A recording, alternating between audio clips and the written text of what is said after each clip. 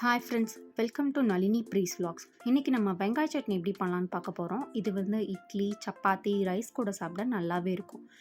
தேவையான பொருள் பார்த்திங்கன்னா தக்காளி, சீரகம், கறிவேப்பிலை, மல்லி, உப்பு, பெரிய வெங்காயம், வரமிளகாய், இஞ்சி, பூண்டு, புளி. இப்போ ஒரு கடாயில் 3லிருந்து 4 டேபிள் ஸ்பூன் எண்ணெய் ஊற்றிக்கோங்க. எண்ணெய் சூடானதும் அதில் நம்ம வெட்டி வச்சிருக்க வெங்காயத்தை சேர்த்துக்கோங்க. இப்போ வெங்காயத்தை நல்லா கலந்து விட்டுக்கோங்க. அது கூடவே நம்ம தனியாக எடுத்து வச்சிருக்க கறிவேப்பிலை, சீரகம், மல்லி, இஞ்சி, பூண்டு, வரமிளகாய் எல்லாத்தையும் வெங்காயத்தோட ஒன்றா சேர்த்து கலந்து விட்டுக்கோங்க.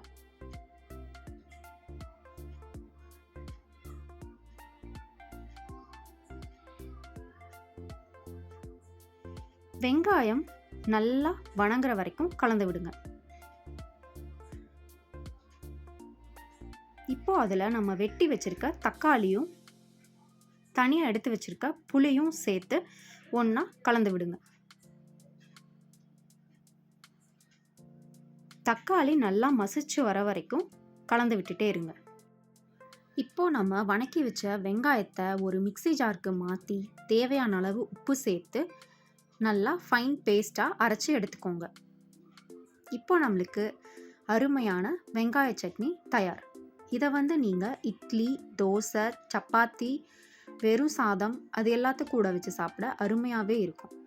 தேங்க்யூ ஃபார் வாட்சிங். Please to subscribe.